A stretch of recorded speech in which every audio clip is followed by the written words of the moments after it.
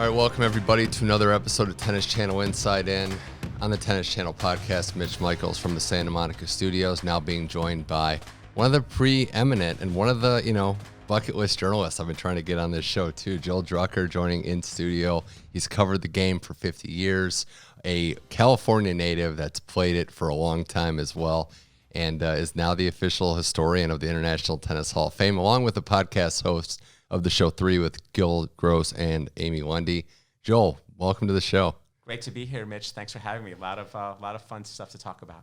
I think there's a couple different places that we can start from, and I like to get to the origin story. I know yours dates back a while, but rather than kind of the cliche where you started with tennis, I'm more curious what's kept you involved, and especially that period, fresh out of college where you had other opportunities and you stayed involved in the game, and it just seemed like it was something that you could never really quit. Well, I think I discovered. I went to college as thinking I was going to be a lawyer. I went to University of California at Berkeley, and then I decided when I was a sophomore I wanted to be a writer. And a place like that, I studied history. I wanted to write about big ideas and culture and politics and all sorts of things. And then a month or two before I graduated, I had a chance to write for a local tennis magazine called Inside Tennis.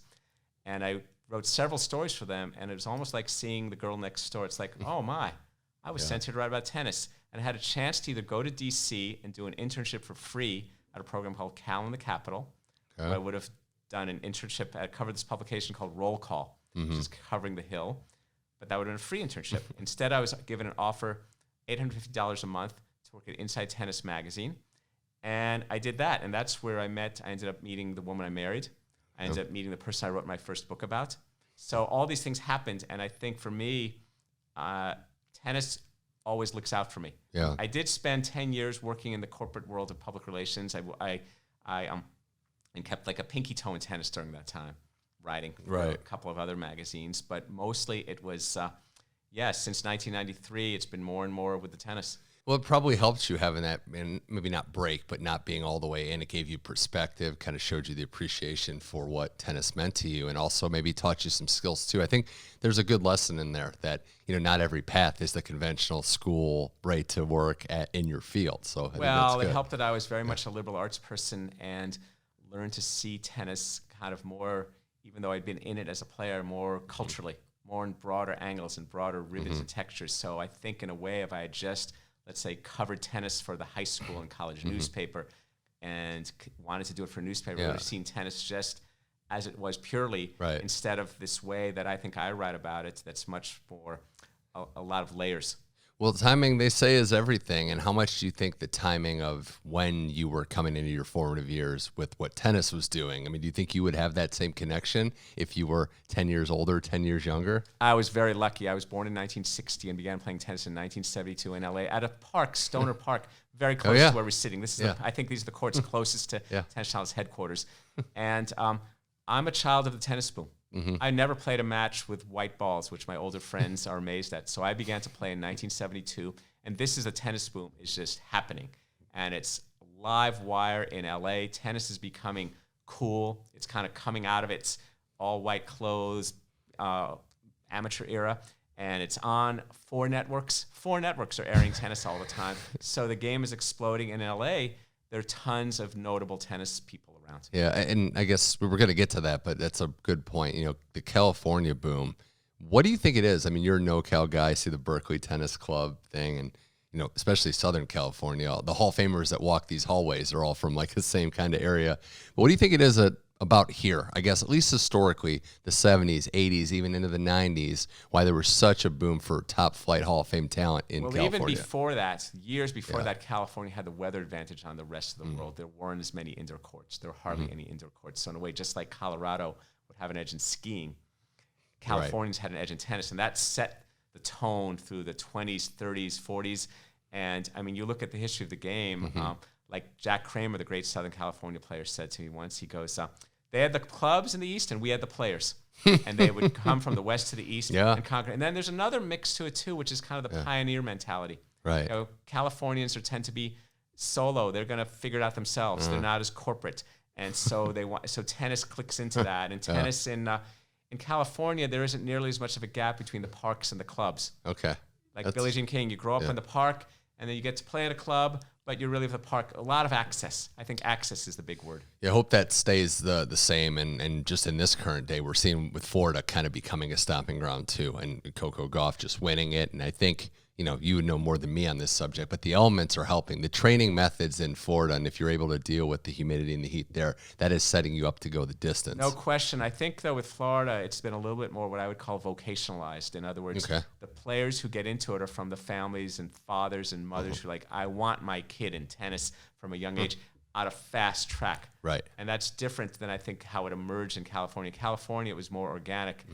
Tennis was aspirational. Tennis was a thing that once you made it, you had a house with a pool and a court. Right. So it's good to see that there's no one way to make it, and it's good to also see these players and coaches give back in their home state. So there's more options, I feel like, and I don't think there's I think there's a correlation with how the young American generations have done well. They've gotten properly trained by some of the greats. But getting back to your, tennis odyssey and everything, we talked about this via email about the different eras, and you're a historian, you're somebody that can kind of break down different eras. Pre-Open era, why do you think it hasn't been covered and talked about? Why do you think younger generation, Gen X, Gen Z, doesn't quite know enough about what went on before 68?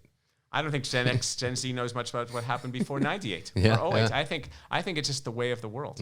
I don't think it has anything to do with this particular generation. I think it's just my experience as someone who loves history and makes his living in that, is that people tend to occupy the present into the future. Right. So the capacity for reflection, whether it's Pete Sampras or... and that's a good point. I would ask, because I wasn't around. So if we're going back like 20, 30 years, was it discussed then? Like, were people talking about like Rod Laver? Because it was more recent, but did they know the generation 40 years before? Yeah, it's true. Did someone in 1990, did a great player in 1992 know about Jack Kramer or Earl Fines? It just seems like we're getting to a point when all these lists, obviously lists and greatness, but not even ranking, just discussions of the greats of the game.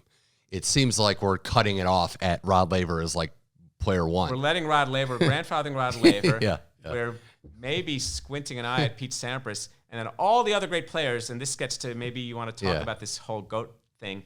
All the other players don't exist because the quality of play is so absolutely brilliant by Federer, Nadal. It is, and that's where I draw the line. Is I was a child of the Sampras era, and my mom's whole side's Greek, so Sampras was my first guy coming up with it, and he's just kind of been pushed aside. And I get it. Like, these guys are, as you say, so beautiful in how they play.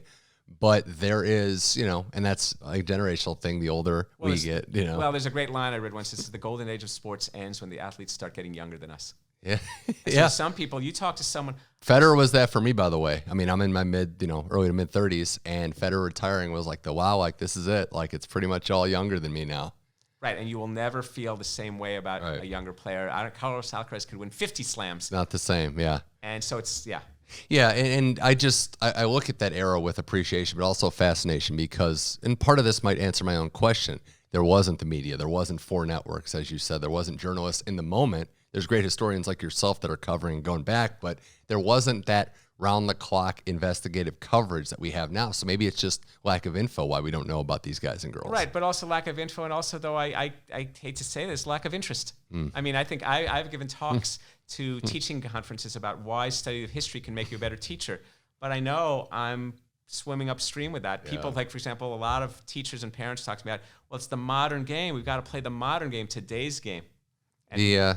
I've heard some great sports coaches and influences in various sports, not just tennis, say that a lot of this stuff is kind of cyclical in a way, where approaches will come back around, where how do you beat a certain style? You do this, and then you adjust to that. Well, they come around better. Yeah. They cycle this way. They cycle spiraling upwards because they don't, but they're not going to be certain things. For example, though my one-handed backhand that I learned in 1972 from Tony Trabert is a nice shot for me, the one-handed backhand is a limited deal. That's got to be cool, though. You learned from Tony Trabert. Like, don't gloss over that. Like, you got to learn from that. That was pretty cool. I went to his camp for 4 summers. I worked for him for 2 summers, and that was part of being around LA. Again, there was a YMCA, again, pretty close to where we're sitting, right here in West Los Angeles, and I met him, and my parents said, oh, you can go to this camp. And camp then, it wasn't an academy. It was a 3-week mix of a summer camp in tennis. And these players, these former players, former coaches, in a lot of cases, Hall of Fame type players, they were just accessible, right? Like that you could just talk to them, you could work directly. Tony Shaver's at the camp every day. But you know how foreign that is today now? He became now? the Davis Cup captain when I was 15. So that's a pretty cool thing. And oh, look, when I was 22, getting started in journalism, I left a note for Jimmy Connors at a tennis club to arrange an interview. And then a few hours later, I saw him as he was about to walk on the court to play his first round match. He's number 1 in the world. Yeah. He said, all right, let's come by tomorrow at noon. And we scheduled the interview right then and there. Wow, it's not all better. I was going to say the access that's kind of been lost, but I get it. It's become a bigger business, bigger everything. But, looking just kind of back at that pre-open era, and I'll ask you, who are some of the players that we should appreciate more? Players that you think would have held up if we obviously knew era and everything, but who are players to really monitor there? I think several players who I think are of interest. The holding up thing is a whole complicated matter, but as far as to be learned from and to be appreciated, Ken Rosewall is a fantastic player and probably the second best Australian ever, compared to Rod Laver. What he was doing at his age, that just didn't happen back then. Like, it's way more impressive, I think, even back then than it is now. No, there are only 3 players who've won slams in their teens, 20s, and 30s. Oh, yeah. And that's Nadal, Sampras, and Ken Rosewall. He won the French at 18 and 33, and I don't care what people say about speed of ball, speed of movement, physicality. You win Roland Garros when you're 18 and you win it from your 33, beat Laver in the finals. Yeah. It's crazy to think that, and, I do think Alcaraz will probably add his name to the list because I thought 19, as time went on, and I heard that stat a few years ago, you kept thinking, wow, the teen's going to be the hardest part now. So you have to get one before you're 20. That said, the other name I was going to bring up to you is just from what I've read. I'd love to have watched Pancho Gonzalez play. Gonzalez is another one who's often thought of. Gonzalez has gotten more verbal and written attention than Rosewall because he was a commanding figure. Yeah. And for a while, he was better than Rosewall, and he was charismatic and tempestuous and had a lot going for him. A great serve and his own form of longevity. Yeah, you see those athletes, right, that are described as the physical freaks, just towering people for their era, and that's why, he would have been one. And that's why, I think we're on the same page. It's really so hard to compare eras in any sport. I don't, and that's why, I'll say it, when it comes to the GOAT, I'm a conscientious objector. I don't think it's the right question. I don't even think I think it's, and it's funny, and people who bring it up think they're engaging with tennis history. They're doing just the opposite. Yeah. They're engaging in recency bias. Do you think it's fair, and I agree with that, but do you think it's fair to compare within the era? To a degree. But in the other is when I was 10 years old, I thought Joe Namath was the greatest quarterback ever, and I had barely heard of Johnny Unitas, much less Otto Graham. Yeah. It's like, I suppose that's possible. However, what I've noticed, and maybe this has implications for the podcast I do with Gil and Amy, I know everyone. You can advocate this 6 ways to Sunday. Whether it's Federer, and it comes down to a lot of emotion. Yeah. So it's hard to be rational. Right. I remember, growing up in my family, a lot of boxing fans, the grandparents and the parents' generation, Ali and Joe Louis, those debates happening. And how are you ever going to prove that? The thing with that's across eras. Yeah, across eras. Yeah. With like this era of the big 3, and obviously there's different factors, who's pushing who, where you're born just necessarily, but also I don't think I think you can acknowledge accomplishments, like Djokovic is going to have the accomplishments. Oh, Novak, what Novak has proven, well, that Novak and Rafa eventually did, it's funny because for a long time, people who were into that were calling Federer the GOAT, and yet at a certain point, the data-driven case for Federer was ended. Yes. They all quantified him. Yeah. So then there come other factors. There comes the most like to watch play factor. Well, yeah, that's the play for my life factor. That one I have enjoyed the most. But these are not truly. Why? What's the point of ranking things? Right. You see it a little bit with the women's side too, and it's interesting because it's like, Serena is unbelievably, unquestioned, one of the best ever. But if she played Steffi Graf, I'd want to know what surface it's on, what the condition. It could go either way. Well, that's the generational challenge match. That's different than the who is better. I don't know. I'm not comparing Mozart with the Beatles. No, and there's a lot of options out there. I just think that stuff. What I like learning, and I'm really lucky. I've interviewed people as far back as Fred Perry, who won Wimbledon in 1934. Wow. And I like learning what is actually happening in their time, who was hard to play, and what their deal and their ball was, and what it was like playing this guy. Now good. I'm learning something. The other stuff is science fiction.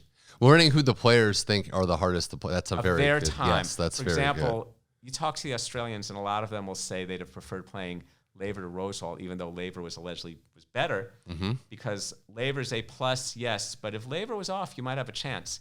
Rosewall was never off. Yeah, that's a good point. The female side, I just want to bring up the name that I don't think it's enough recognition by the current generation is Monica Seles. Monica Seles, for sure, absolutely. That's just, and her accomplishments, especially as a teen, like we're just out of this world. 8 slams in the teens, that's incredible. Yeah, so there's a lot, but more with Joel Drucker here on Tennis Channel Inside In. Nice discussion about him covering the game and where we are, current and past. Always got to appreciate that. Your career, though, and getting back to it, the Tennis Channel connection, you've been one of the premier people here. I mean, this network doesn't go back much further than you've been associated with it. I was doing stuff for this network before it aired. I was working with the founding team, and soon enough, Larry Myers became head of production, and we worked together a number of shows. So I was doing work with Tennis Channel, the Center Court with Chris Myers, which was like an in-depth one-on-one interview show that I was the co-producer of, and that was really fun. That's 03, 04. This is before Tennis Channel was one of the majors. Yeah, and you had Wimbledon primetime on your list through 15. So 15 was my first Wimbledon here. Through 17. Through 17. Yeah. Okay. So I started here at 15, Wimbledon primetime then. Now it was, it's good to have like a presence, especially on the grounds for these tournaments, and going to Australia too, which isn't an easy flight, but you probably got super used to it. I've now been to and from Australia about 24 times, so that's pretty fun. That's a neat. Each of these slams has their own feel to it, their own smell. I mean, it's interesting when we work the long hours we work in TV. It's kind of the sense of smell kicks in because you're tired, and each of them has their own vibe to it.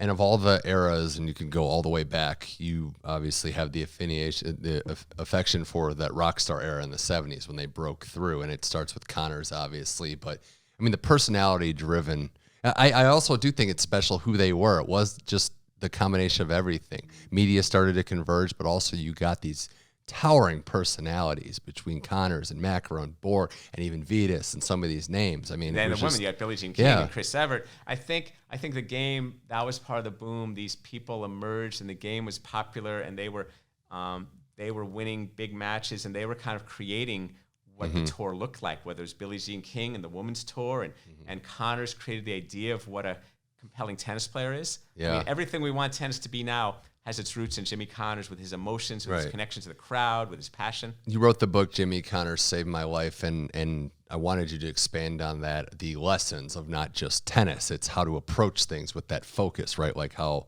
look, right or wrong, whatever you think about what he did everything 100%. Well, it also has to do with wanting to hit it out of the park. Yeah. With wanting to hit for the lines in life, and that's what Connors helped me see. And that it was also, I grew up fairly comfortable family in the flatlands of West LA, and I was going to go to college, and you could be a lawyer, a doctor, and kind of do that. But you also, with Connors, you saw that it was visceral and it was kind of personal. Yeah. That it needs to be personal. I mean, there's a story I read about in my book about beating someone who wouldn't play with me, and I didn't like that. He was ducking me, and that ticked me off. And I realized to beat him, I was going to have to do something. And it was the first time I saw that, tennis matches aren't just about hitting balls better. It's personal. Yeah. And I said, it's the first time I tasted blood on a tennis court, and I liked it. Yeah, I love the stories about him. I think he wrote about one in his book where, the comebacks for him, 5 sets at Wimbledon when he's down 2-0 in a break or double break. It's like, just give me an opening. Find some way to make it personal and to turn this into more than a tennis match. I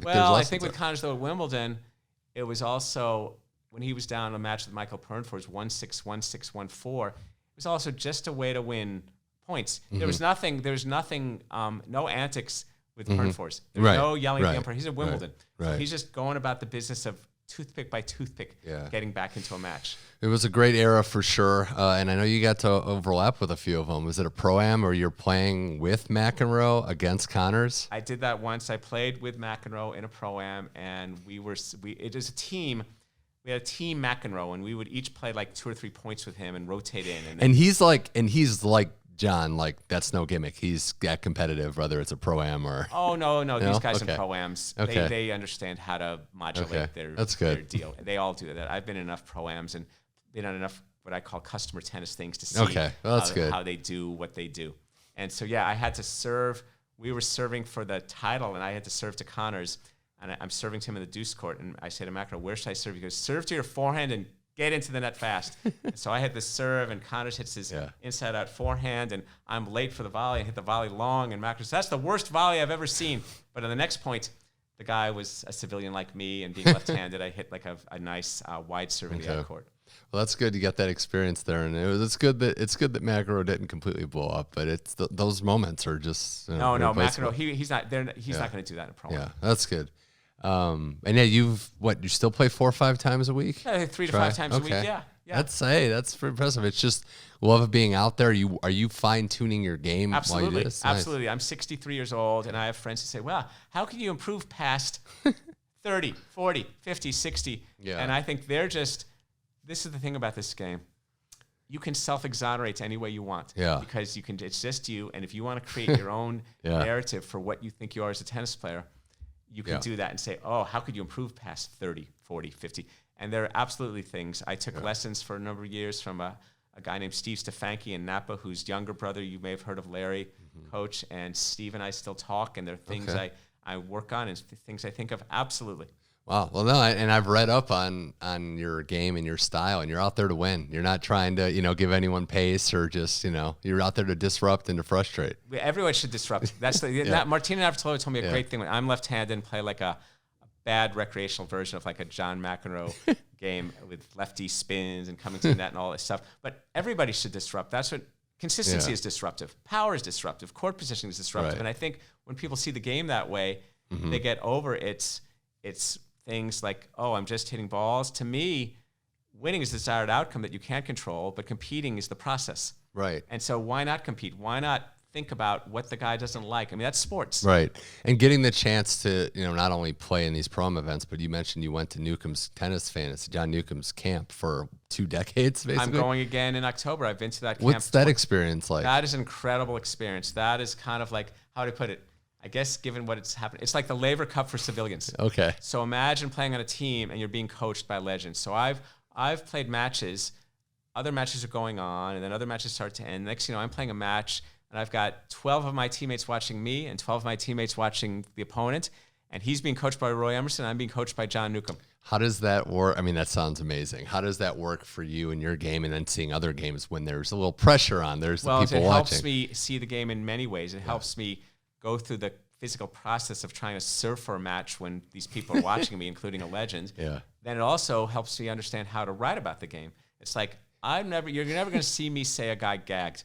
Yeah, and that's such a good point because no one understands what they're going through unless you're out there playing in front of 20,000 people. Well, right. And so if I can sort of like get a smell of that in front of 12 people, that might help. And then there's the other challenge, which is neat, which is very different than tennis in America, which is you play your match, but then you've got to go watch your teammates play. You can't just go home like a lot of American players do. Oh, I played my league match, I'm going home. Right. You got to root for people. You got to cheer them on, no matter how good or bad they are.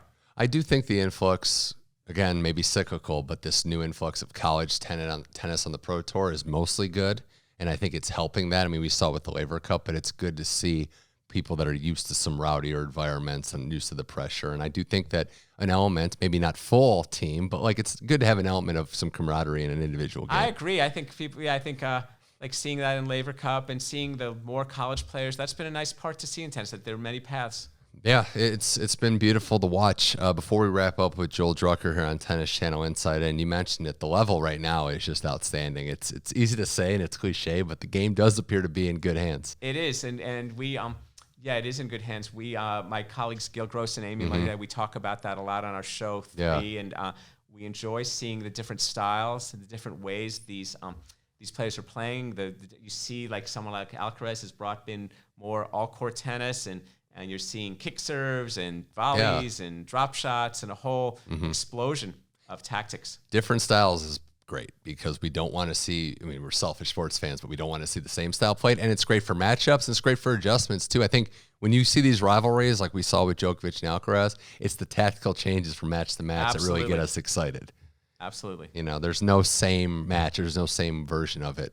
You mentioned them. How is it working with Gil and Amy? I got to know them a little bit. I see Gil terrific. around. They're great. Yeah, Gil is young, out of fairly recently out of Syracuse, and really understands. He's kind of the glue that he's our host, and Amy's terrific, a journalist, loves the game, enthusiastic recreational player, and we each bring different things to it from who we are. From Gil is probably much more attached, aware of the contemporary game. We all are, but Gil maybe even more so. Amy's done a lot of great work that involves data analysis and seeing how patterns play out. And, and I'm kind of like, what am I? I'm like the grand old whatever.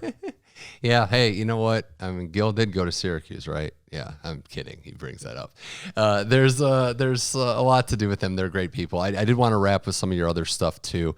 The international tennis stuff, being known as kind of the historian there and working with, another proud area that I still need to get out that way to Rhode Island. But what's it like kind of being in that role and also digging into the real history of the all-time greats? I think it's fairly an honor, and it's really compelling. One thing I did at the end of in December 2019, I went on a tour of interviewing several tennis legends to get their definitive oral histories before they died. And that was Dick Savitt in New York, Tony Traber and Butch Buchholz in Florida, Dennis Ralston and Nancy Ritchie and Cliff Drysdale in Texas. So it was this whole swing from New York to Austin. And three of them have since deceased. Dick Savitt, Tony Traber, and Dennis Ralston. And these are all people I knew well. Tony Traber had been my mentor. I knew these other gentlemen well. And to be able to prepare and conduct kind of a 1 or 2 hour deep dive into their life and times and bring up anecdotes and experiences was incredibly rewarding and meaningful. No, that's awesome. That's awesome to hear, and it's great work that you're, fighting to keep their memories and their words alive, because we can't, we can read stuff like yourself and others, but hearing it from them, it's valuable, and it's not around forever, as we unfortunately know. When we do these things, we've done also these oral histories, the more younger players, like when they're about to get into the Hall of Fame. I did one a few years ago in Australia with Lee Na for about an hour. We've done them with Mary Pierce and Mark Woodford, and it's I credit Anne-Marie McLaughlin to the Hall of Fame and Todd Martin when he was running it, just making this happen and seeing how we need to document these things and have them as for pieces that we might want to do now, but also for people coming to see the history. No, it's so true. Hall of Fame is going to be interesting these next couple of years of who gets in, and when a couple players win a lot of the slams, it's going to be tough. But some good contenders and some good candidates there. Joel, this was a blast. Do you have anything? I know we see you on tennis.com a lot, writing tons of outstanding columns. Anything else on the horizon? Well, lots of stories, lots of events, different matches, tournaments, long-term stories that are more thematic than match stories. I mean, Ed McGrogan and Matt Fitzgerald are just great to work with. They're always we're always pushing ideas in front of each other, and we're writing. It's a lot of volume, as you know. Oh yeah, those guys are great, and it's a well-oiled machine here. Joel, this was an honor. I truly mean that. I'm a huge fan of all your work and your podcast with Gil and Amy. Check out 3, and make sure you follow Joel Drucker on tennis.com. Outstanding columns, and check out all of his books. I can't even. You wrote so many. I can't even list them all. I've written 2 books. I wrote a book that Jimmy Connors saved my life, and then I wrote a book about my late wife and our marriage that also has tennis. It's called Don't Bet on It, which the title you have to see has a tennis connection to it. Okay, I'll leave that for another time. Well, again, thanks so much for coming on Tennis Channel Insight, and always appreciate it.